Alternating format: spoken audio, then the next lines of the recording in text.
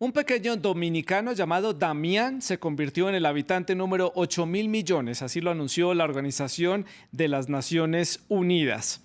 Es un hito muy importante en el desarrollo de la humanidad. Representa una muestra del avance que hemos tenido en la humanidad en cuanto a calidad de vida, salud pública, nutrición, higiene, incluso tecnología.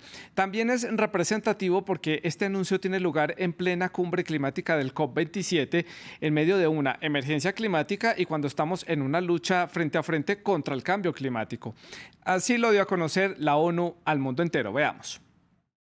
Da testimonio de los avances científicos y las mejoras que se consiguieron en materia de nutrición, salud pública y saneamiento.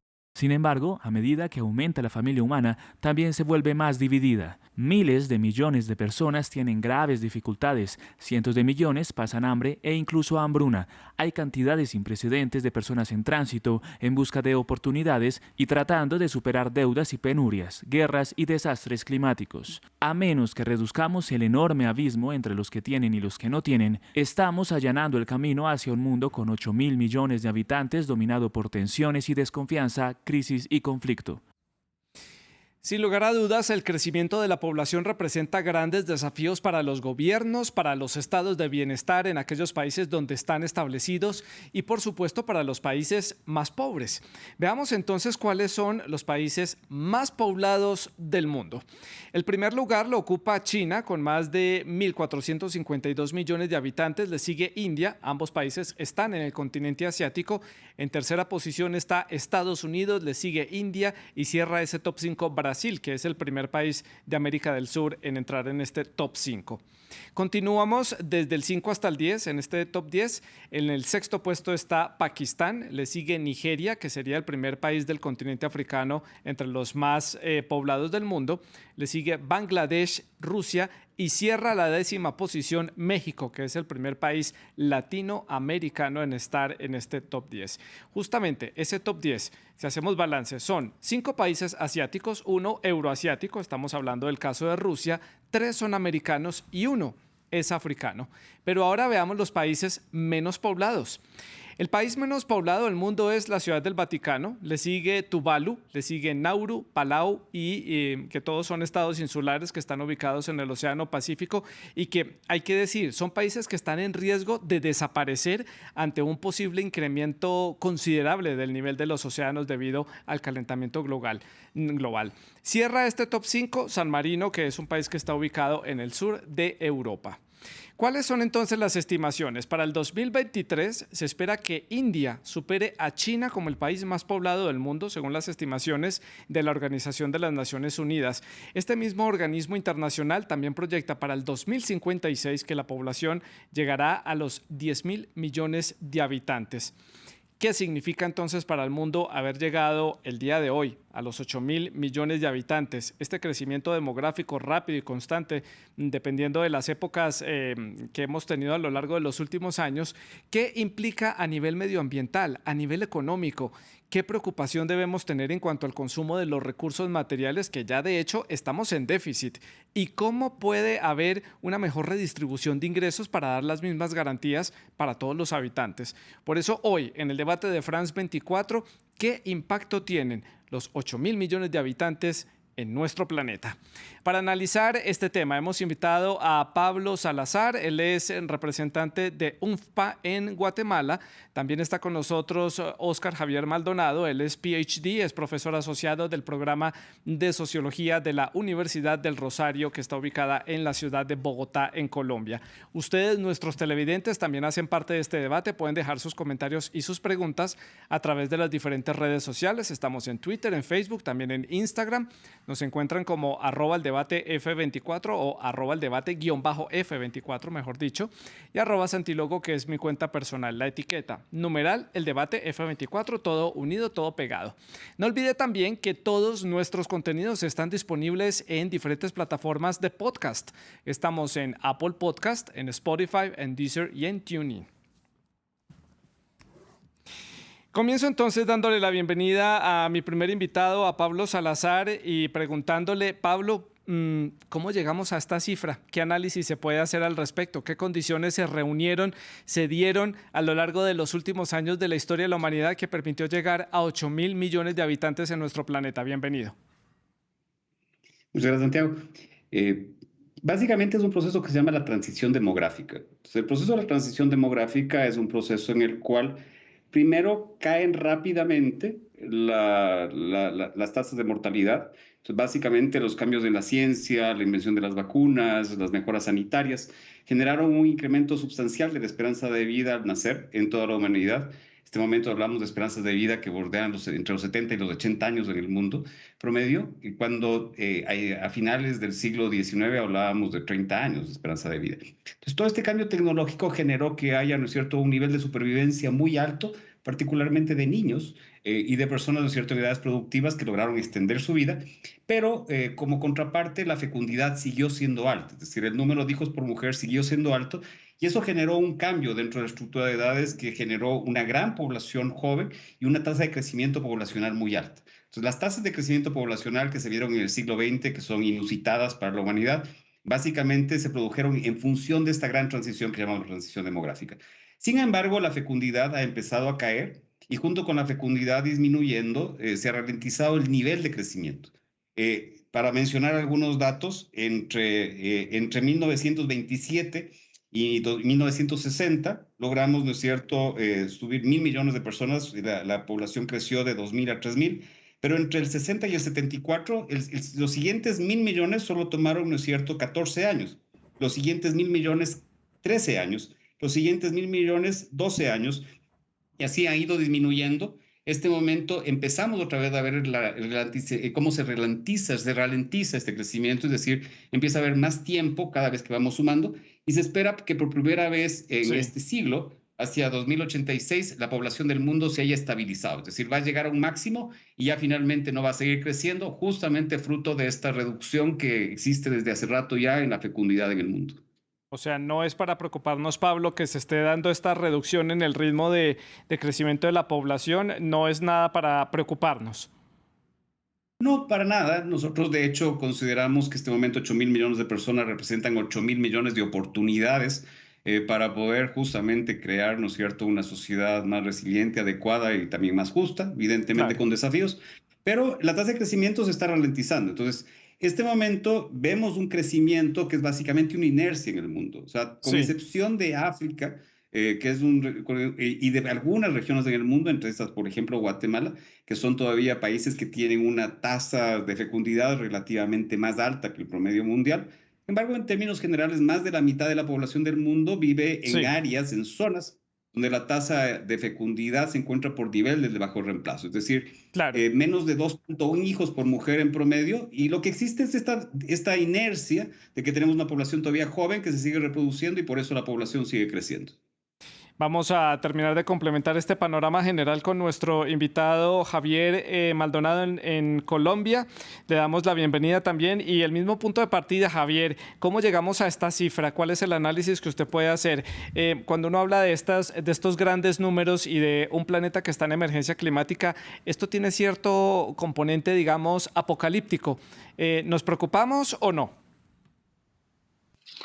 Bueno, muchísimas gracias por la invitación. Yo creo que nuestro primer invitado pues, ha presentado un panorama muy importante en mostrar esto en una tendencia histórica, ¿sí? O sea, el número de 8.000 millones es un número que resuena mucho, digamos que llama mucho la atención y creo que es una oportunidad interesante para hablar de estos temas poblacionales que son tan importantes y que muchas veces pasan desapercibidos. Dicho eso, creo que es importante mirar esto históricamente, o sea, como se señalaba al principio de esta charla, estamos en un momento de estabilización de las tasas de crecimiento, especialmente, digamos, en términos de fecundidad. Ya vimos momentos de mayor aceleración. Y esos momentos de mayor aceleración, digamos, que correspondieron a momentos históricos específicos de expansión, digamos, de mercado, de expansión capitalista. Incluso las mismas políticas de fecundidad en algún momento tuvieron y de control poblacional estuvieron muy atadas a visiones muy grandes del mundo en las que había una cierta desconfianza hacia el crecimiento desmesurado de los pobres bajo este principio malthusiano que es, digamos, Sí. Bueno, hemos perdido la conexión con Javier. Vamos a restablecer con Javier allí en Colombia la conexión para continuar hablando con él. Mientras tanto, seguimos hablando con Pablo, nuestro otro invitado en Guatemala. Pablo, continúo con usted leyendo diferentes artículos y análisis sobre este tema, porque es tal vez la noticia internacional del día de hoy. Se habla de escenarios muy difíciles, de las desigualdades que hay, las diferencias que hay entre los países ricos y desarrollados como China o como Estados Unidos, que lideran ese top, y otros países menos favorecidos económicamente que están en África o en el sudeste asiático. Pero quiero comenzar este análisis buscándole el lado positivo a lo que significa que la humanidad haya llegado a esta cifra. Si estamos en 8.000 millones de personas en este planeta, es porque ¿qué fórmula nos funcionó? ¿Qué hemos mejorado? Principalmente porque logramos reducir la mortalidad y hemos incrementado enormemente la esperanza de vida. Entonces, es un triunfo de la humanidad, es un triunfo de la ciencia, es un triunfo que tenemos, ¿no es cierto?, en términos de... Hemos sobrevivido 2 pandemias, por ejemplo. O sea, hemos tenido la pandemia del VIH y la pandemia de COVID-19, y sin embargo, la población, ¿no es cierto?, ha logrado superarlas y en este momento sigue, ¿no es cierto?, en una tendencia. Entonces, esto es una de las bases que están allí importantes, evidentemente desafíos. Pero el otro gran tema es que en general también hay hay más cumplimiento, aunque todavía hay brechas, en el principio de que las mujeres tienen que decidir sobre su propia fecundidad. Algo que ha ocurrido, ¿no es cierto?, desde 1994 hasta hoy, es que a pesar de que todavía hay brechas importantes, logramos que en términos generales las mujeres tengan más poder de decisión sobre su propia fecundidad. Eso ha tenido, ¿no es cierto?, implicaciones en términos de reducir la tasa de crecimiento poblacional y también de incrementar la participación de las mujeres dentro del mercado laboral. Tenemos en general condiciones que son mucho mejores que las que teníamos, ¿no es cierto?, a inicios del siglo, y que brindan oportunidades justamente para la población a futuro, ¿no? Entonces, abriendo brechas, yo creo que en términos generales en los 2 ámbitos existen importantes avances, tanto en lo que es igualdad de género y participación de las mujeres en los diferentes ámbitos de la humanidad, y también los incrementos importantes que hemos tenido de la esperanza de vida y particularmente la reducción de la desnutrición, de la mortalidad infantil. Importante esos puntos que destaca nuestro invitado Pablo Salazar. Retomamos la comunicación con Javier. Javier, estábamos hablando de lo positivo que significa para la humanidad haber llegado a estas cifras. Pablo destaca la reducción de la mortalidad, pero yo le quiero añadir el componente de la tecnología, por ejemplo, el desarrollo tecnológico en favor de nuestra supervivencia y también garantizarnos diferentes procedimientos médicos que también nos garantiza pues, una mejor calidad de vida y vidas más prolongadas. ¿Qué se puede destacar? Completamente de acuerdo con lo que señalaba Pablo. Creo que es un logro, digamos, llegar a 8.000 millones. Evidentemente, la tecnología es el factor, digamos, que ha hecho que muchas veces en momentos en los que se ha pintado, digamos, un panorama muy oscuro en otros momentos de la historia respecto al crecimiento demográfico, el escenario sea diferente, ¿sí? Entonces, la tecnología nos ha permitido ser mucho más eficientes en la producción de alimentos, nos ha permitido, digamos, elevar mucho la calidad de vida en términos de acceso a agua potable, saneamiento básico, vacunas, medicamentos. Si no fuera por el conocimiento, digamos, tecnocientífico que está a la base de eso, no tendríamos, digamos, este margen de maniobra. Dicho eso, digamos que si bien es un aspecto muy positivo, que se mantenga como un aspecto positivo el crecimiento poblacional depende también mucho de decisiones políticas. Una va a ser, digamos, el reconocimiento de que la riqueza de las naciones es su gente, ¿sí? Son las personas más que los recursos. Entonces, esto en un contexto de cambio climático va a ser muy importante porque esas 8.000 millones, digamos, de oportunidades tienen sentido en tanto que los estados y digamos, los actores que operan en la economía global hagan las apuestas correctas hacia apoyar ese recurso, ¿sí? O sea, educación, como lo decía muy bien Pablo, la parte de empoderamiento de la mujer es fundamental, o sea, tanto por su rol de cuidadoras como por toda la base que proveen a nivel, digamos, de sostenimiento de la sociedad, de la familia, mejoramientos en la calidad de vida de las mujeres, mayor acceso a educación, repercute no solo, digamos, en menores tasas de fecundidad, sino ante todo también en una mayor producción de valor social, o sea, mayor conocimiento distribuido, mayores recursos, sí. Eso va a ser fundamental. Y van a emerger temas importantes de justicia ambiental, porque digamos que al principio cuando se pensaba, se asociaba un poco en algunos escenarios, se ha asociado el crecimiento poblacional como una sobre sobrecarga sobre los ecosistemas y como uno de los factores que está detrás, digamos, de la situación de crisis ambiental que vivimos.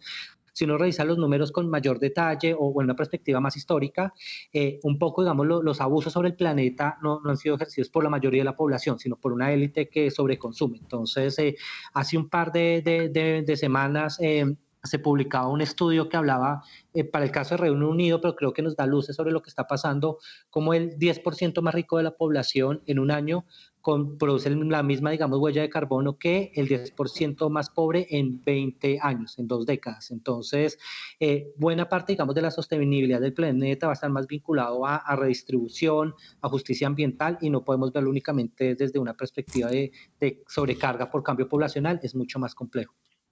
Javier, continúo con usted. Creo que entonces la gran deuda pendiente que tenemos como humanidad, más allá de haber logrado estos avances que nos garantiza prolongar un poco más la vida o tener una mejor calidad de vida, es justamente cerrar esas brechas que hay de déficit y que hay de diferencias a nivel económico y a nivel de acceso a cosas básicas como la educación. Esto sigue siendo una deuda pendiente. ¿Cómo hacer para que esto empiece a ser algo, una agenda global de importancia para todos los países de forma transversal? No solamente que los países que tienen posibilidades económicas puedan garantizar una buena educación, sino que aquellos que no tienen tanto desarrollo económico lo tengan como un tema central.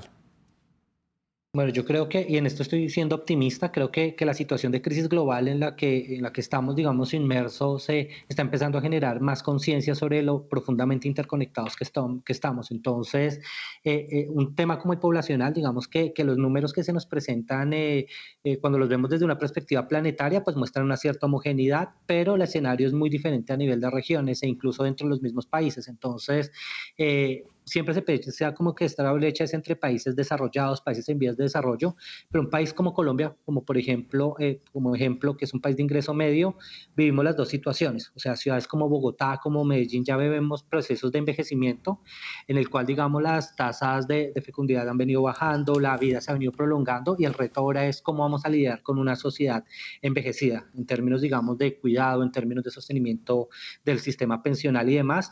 Y al mismo tiempo vivimos en las regiones, en la costa caribe, en las periferias del país, otro escenario, en un escenario en el que hay unas tasas de fecundidad muy altas, en el que digamos que a la mujer no se le ha empoderado lo suficiente y siguen habiendo unas necesidades básicas insatisfechas que están haciendo que haya una fecundidad importante, pero que no hayan oportunidades. Entonces, creo que tener una conciencia de esos desbalances que ocurren no solo a nivel es global, planetario, sino también a nivel local, nacional, es fundamental a la hora de definir políticas. Claro. Entonces, creo que la palabra clave va a ser redistribución en los próximos años. Hemos crecido suficiente, es hora de empezar a pensar en términos de redistribución como el primer mandato. Palabra clave, primera conclusión grande que deja este debate, lo podemos poner así, Pablo. En este momento es cuando uno llega a ciertos mitos que hay, cuando uno empieza a comparar algunas regiones del mundo. Quiero que con usted, Pablo, analicemos el caso de Europa y el caso de África y de una vez quitemos todos estos mitos que hay y entendamos cómo está el panorama. ¿Por qué en Europa la población crece tan poco?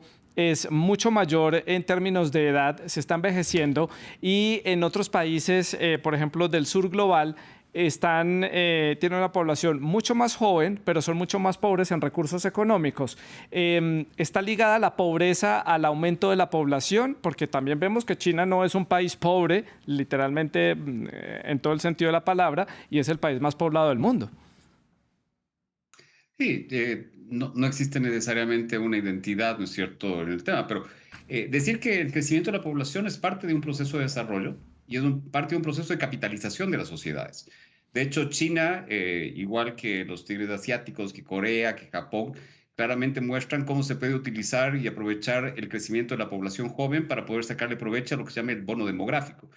Que es la oportunidad que tenemos y que todos los países tenemos de tener una base grande de población en edad de trabajar que a su vez permite, ¿no es cierto?, mantener a una población que se va reduciendo relativamente, que es la población dependiente, tanto de niños como de adultos mayores, a los inicios de esta etapa media de la transición demográfica. Entonces, los países africanos particularmente están en etapas muy iniciales de la transición demográfica, donde todavía hay tasas de fecundidad muy altas y donde ha habido, ¿no es cierto?, una experiencia reciente de empezar a reducir y de ampliar fuertemente, ¿no es cierto?, la esperanza de vida. Entonces, Son países que están experimentando este proceso, también son países muy rurales que están empezando a hacer transición hacia los niveles urbanos y poco a poco se espera que esas tasas van a ir convergiendo. Esa es la razón por la cual el mundo va a empezar a tener, ¿no es cierto?, una estabilización de la población, pero diciendo que sí, efectivamente, África va a ser la única región del mundo que va a estar Sí. hacia finales del siglo todavía creciendo. Países como Europa, la tasa de fecundidad se encuentra por debajo del nivel de reemplazo desde hace mucho tiempo. La razón por la cual en algunos de esos países todavía la población no cae en términos absolutos es también por el fenómeno migratorio. Hay que ver en la migración ese proceso también de redistributivo que podría existir entre el norte global y el sur global para poder equilibrar, ¿no es cierto?, sociedades que necesitan personas jóvenes con, ¿no es cierto?, oportunidades para esas personas jóvenes que se encuentran, ¿no es cierto?, en otros lugares y otras latitudes. Claro. Paso a preguntarle a Javier entonces, teniendo esta foto un poco más clara de estos dos continentes, ¿cuál va a ser entonces el reto de África? Porque es un país que se está modernizando en su infraestructura, está en un proceso de transición, como dice Pablo, pasar de ser un continente muy rural a densificar un poco más las zonas urbanas, pero que también necesita una evolución rápida en cuanto a servicios, hospitales, educación. Es un gran esfuerzo el que van a tener que hacer allí los gobiernos, pero que tanto recursos hay, ¿cuál va a ser el reto de este continente? Sí, yo creo que hay evidentemente unos retos locales, nacionales, incluso de región, en términos, digamos, como decía Pablo, pues aprovechar al máximo este recurso. O sea, una población tan joven es determinante en los procesos de desarrollo, pero lo que detona, digamos, el desarrollo es que se invierta en esa población. Entonces, educación, empoderamiento de la mujer van a ser como parte fundamental de este proceso. Por otra parte, también unas responsabilidades como más planetarias, más globales, que de alguna forma ya están empezando a verse. Digamos que el crecimiento poblacional es como uno de esos primeros indicadores hacia dónde va el desarrollo. Entonces, a nivel histórico, esas expansiones han venido acompañadas de los centros geopolíticos y de economía del mundo. Entonces, una primera expansión ocurre en Europa occidental y ocurre, digamos, con el posicionamiento de Europa, luego Estados Unidos como líderes y Occidente como líderes de los mercados. En los últimos 50 años vimos el paulatino ascenso de Asia, de China, Japón, los tigres, digamos, de la cuenca del Pacífico, y eso vino acompañado, digamos, primero de una avanzada poblacional, luego de mucho desarrollo, y bueno, ahí, digamos, hay toda una posición cultural muy importante. Creo que en los próximos años África va a empezar a tomar ese lugar. Entonces, ahorita hay mucho interés, digamos, de muchos actores a nivel internacional en invertir en la región. Va a ser, digamos, un área de disputa también por poderes más hegemónicos, por ejercer, digamos, sus estrategias de dominación, porque hacia allá va a estar la expansión más importante de población, mercados y demás. Pero creo que también veremos como un renacer, digamos, de África en el sentido de ser el referente para la humanidad en los próximos años, como ha pasado con los otros, digamos, centros geopolíticos. Y eso va a ser muy Sí. interesante, va a ser, digamos, un reposicionamiento de África como en términos culturales, en términos también de globalización y demás, que creo que va a ser muy interesante. Y Pablo, ¿y qué hay del caso de China? Llama mucho la atención que siga siendo el país más poblado del mundo después de haber tenido unas políticas demográficas tan rigurosas. El gobierno comunista allí en Beijing fue criticado durante muchos años por estas políticas, sobre todo en las zonas urbanas de ese país. ¿Qué lecciones deja esas políticas de China y tener a este país asiático ahora liderando el ranking de los países más poblados del mundo? Y se espera que el año entrante India lo supere. Ya vamos a hablar del caso de India.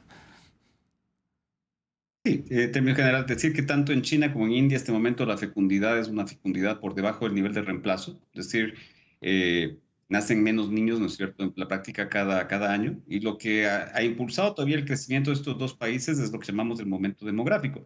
Ahora, desde el punto de vista de una dimensión que no hemos mencionado, hay que plantear que justamente el modelo de hijo único en China es un poco la antítesis de lo que se busca en términos generales a través de los diferentes instrumentos de política que están en este momento vigentes para poder garantizar la igualdad de las mujeres, que es que las mujeres puedan decidir directa y de una forma libre y voluntaria, ¿no es cierto?, cuándo, cuántos y dónde y cuándo y con quién quieren tener sus hijos. Pues la política del hijo único es una política que no va en la línea de derechos sexuales y reproductivos, el ejercicio de los derechos reproductivos que tienen las mujeres, Y parte de ese tema, es decir, que observamos ahora es una estructura bastante envejecida, por ejemplo, de la población de China, donde hay grandes desafíos en este momento para la sostenibilidad en el mediano plazo de los sistemas que podrían garantizar justamente el bienestar de esa población y un desequilibrio en términos generales, en términos de la relación de la población productiva, más temas que tienen relación también con la formación de familias.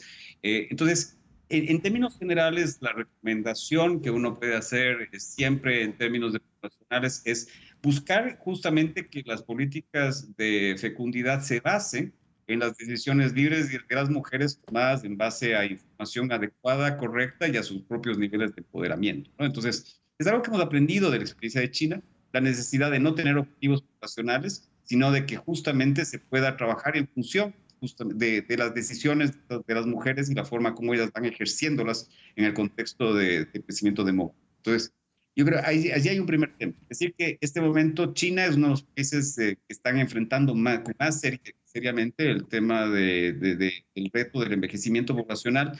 Tienen severas preocupaciones sobre las políticas y el estado del nivel de baja fecundidad. Probablemente en el mediano plazo China va a tener que considerar una política migratoria que ayude a mantener la fuerza laboral, además de cambios importantes tecnológicos para poder suplantar eventualmente trabajadores a través de robotización, por ejemplo, ¿no? Pero Sí. uno encuentra este tipo de desfases de este momento en el mercado laboral en China.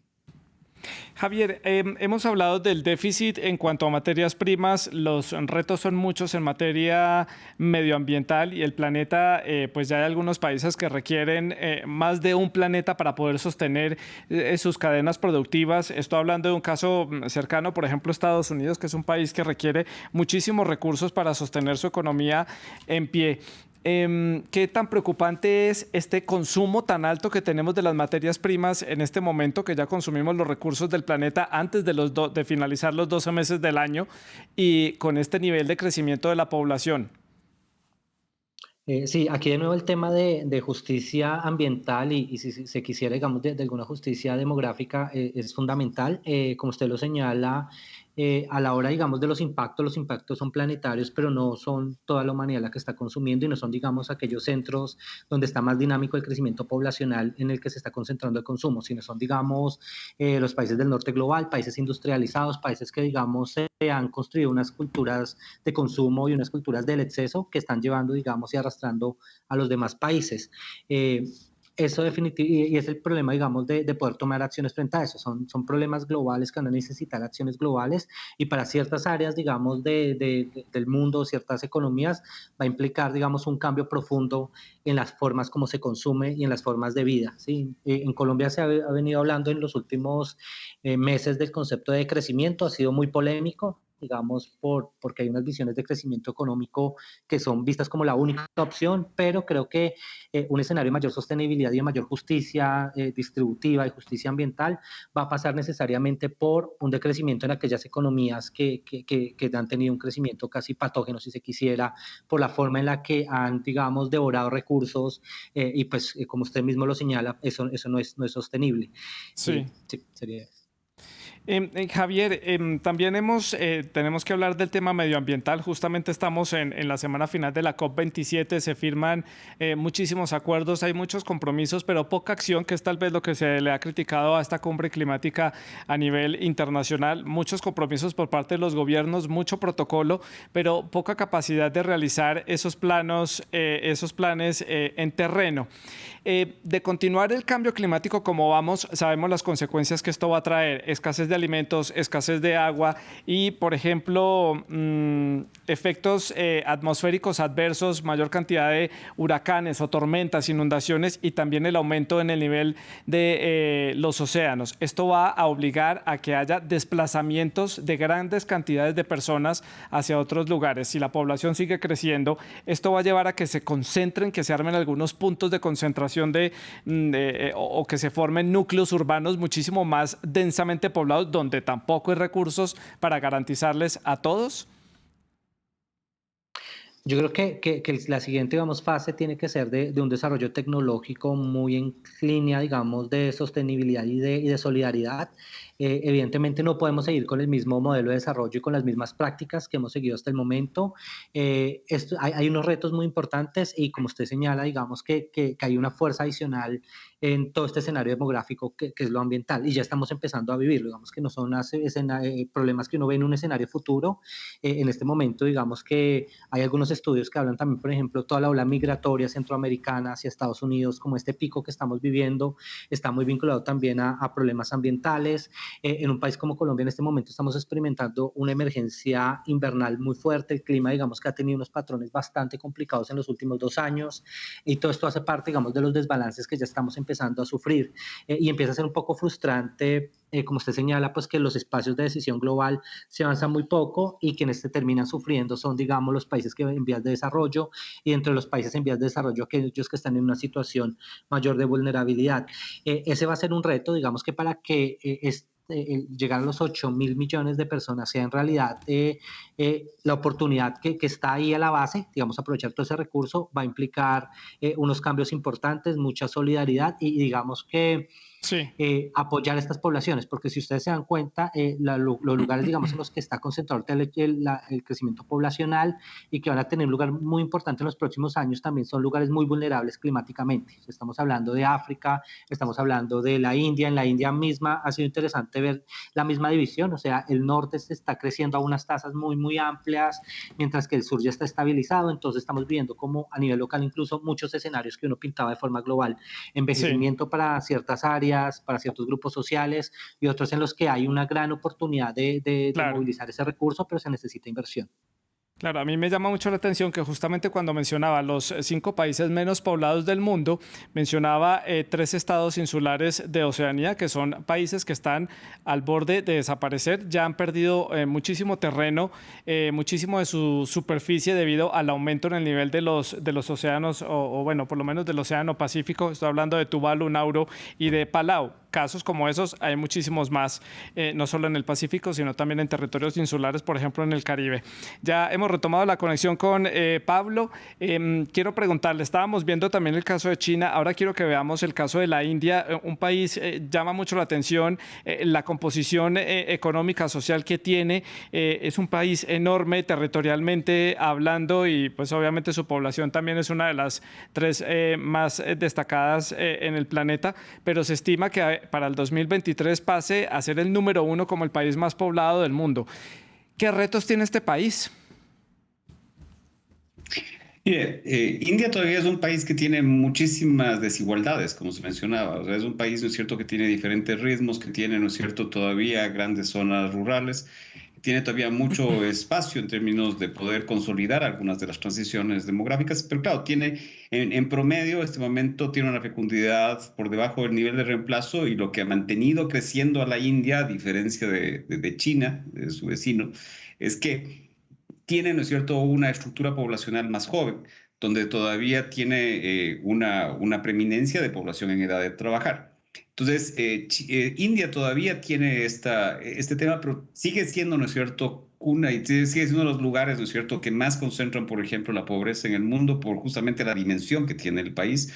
Hay todavía grandes retos en términos de inclusión, de poder lograr efectivamente un desarrollo que permite, inclusivo, que permita, ¿no es cierto?, que grandes contingentes de personas puedan incorporarse, ¿no es cierto?, a esa ruta de desarrollo, pero también es un país que está creciendo entre economías fuertes, ¿no? Pensar que en algún Sí. momento hubo un bloque específico, por ejemplo, entre Brasil, Sudáfrica, India, China, ¿no es cierto?, que buscaban tener un eje diferente justamente de crecimiento en el mundo.